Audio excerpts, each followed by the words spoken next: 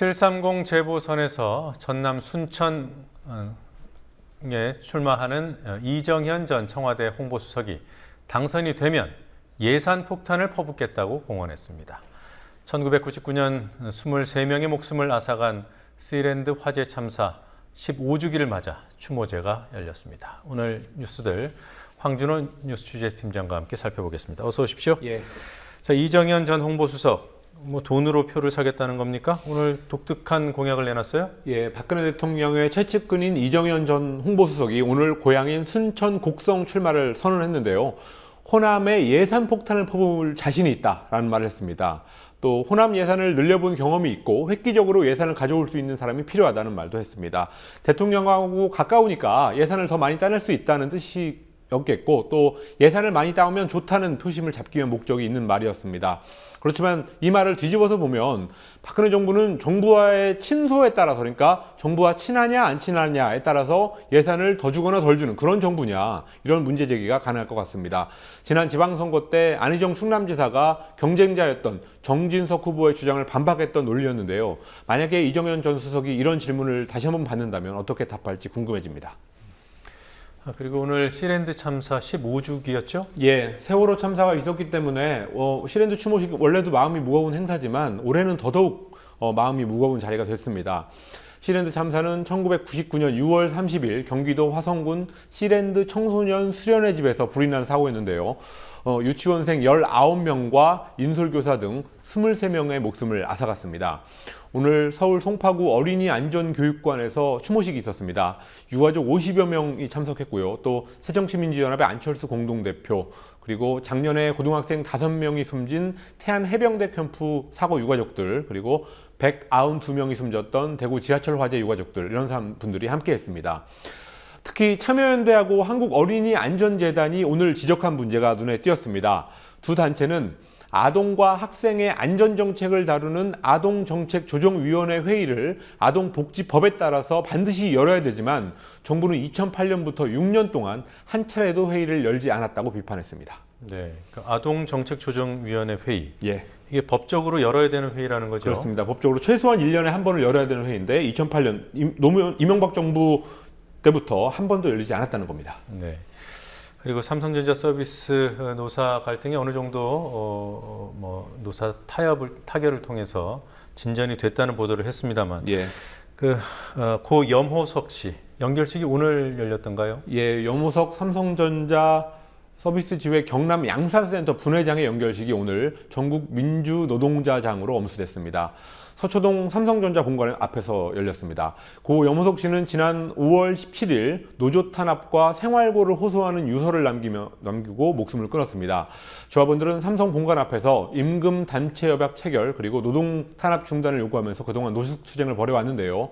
그저께 서울지방고용노동청에서 처음으로 기준협약 가결 조인식을 맺었고 오늘 사망 44일 만에 연결식을 끝으로 농성을 매듭지었습니다. 기준협약이라는 것은 전국에 센터가 흩어져 있는 삼성전자 서비스지회 소속 조합원들 모두에게 공통적으로 적용되는 그런 협약입니다. 주요 내용은 노조활동 보장, 그리고 기본급 120만 원 보장, 이런 것들이 골자였습니다. 금속노조는 내용은 부족하지만 삼성전자 서비스 지회가 단체 협약을 가진 실제적인 노조가 됐다는 의미다라고 평가했습니다. 예. 그리고 김명수 교육부 장관 후보자 의혹이 까도 그야말로 계속 나옵니다. 이번에는 제자들을 시켜서 신문 칼럼까지 게재하게 했다. 이게 사실일까요? 예. 일단 문화일보가 이렇게 문화일보의 반응을 보면 사실인 것 같습니다. 김명수 후보자가 문화일보에 기고해온 칼럼이 약 40여 편 정도 되는데 그게 모두 제자들을 시켜서 쓰게 한 대필 칼럼이라는 폭로가 나왔습니다. 그러니까 오늘 문화일보가 사설을 통해서 김 후보자를 맹비난하면서 장관 후보자 사퇴는 물론이고 교수직에서도 물러나야 된다고 강하게 비판했습니다. 문화일보는 그동안 자신들하고 연이 있는 그런 사람이다 보니까 김 후보자를 여러 가지 의혹에도 불구하고 상당히 옹호해온 그런 기사를 써왔는데요. 자기들한테 보내온 칼럼이 대필이라는 얘기가 나오니까 이거를 확인한 후에 태도를 완전히 바꿨습니다.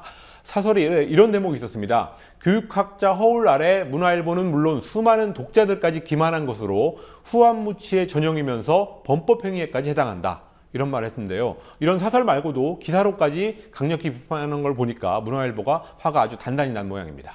네. 자, 그리고 여론조사 기관 리얼미터의 여론조사 결과 좀 소개해 주시죠. 박근혜 대통령에 대한 부정평가가 50%를 넘었어요? 예, 리얼미터 주간 조사에서 박 대통령 부정평가가 50.0%를 기록해서 취임 후 처음으로 50%대에 들어갔습니다. 지난주에 몇 번 일간 조사에서 50%에 들어갔다라는 게 있었는데 그걸 총 취합을 해보니까 50.0%가 나왔다는 겁니다. 지난 23일부터 27일까지 닷새 동안 전국 성인 2,500명을 대상으로 조사를 했는데요. 국정 수행을 긍정적으로 평가한 답은 지난주보다 0.6%포인트 떨어진 43.4%였고요. 반대로 국정 수행을 잘못하고 있다라는 부정평가는 0.7%포인트 상승한 50.0%를 기록했습니다. 일주일 전에 발표한 주간조사에서 취임 후 처음으로 부정평가가 긍정평가를 앞섰는데 한 주가 지나면서 그 차이가 6.6%포인트로 벌어졌습니다. 네. 자, 그 밖에 오늘 또 어떤 주요 뉴스들이 있었습니까? 전교조가 법의 노조 판결 직후에 고용노동부의 법의 노조 통지 효력을 항소심 선고 때까지 정지해달라면서 가처분 신청을 냈지만 끝내 받아들여지지 않았습니다. 서울행정법원이 오늘 가처분 신청을 기각 결정을 내렸습니다. 북한이 7.4 남북 공동성명 기념일인 다음 달 4일부터 모든 군사적 적대 행위를 전면 중지하자고 국방위원회 명의의 특별 제안을 남쪽에 했습니다. 그렇지만 8월마다 하는 한미합동 군사연습 을지 프리덤 가디언 취소라는 실현되기 힘든 요구를 했기 때문에 오히려 갈등의 단초가 되는 제안이 될 수도 있을 것 같습니다. 김환영 전 사장의 해임으로 공석이 된 KBS 사장을 뽑는 공모에 류현순 전홍구 현 KBS 부사장, 그리고 홍성규 전 방송통신위원회 상임위원, 고대영 전 보도본부장 등 총 30명이 지원한 상황에서 오늘 저녁 6시에 마감이 됐습니다. 예. 자, 오늘 여기까지 듣겠습니다. 수고하셨습니다. 예.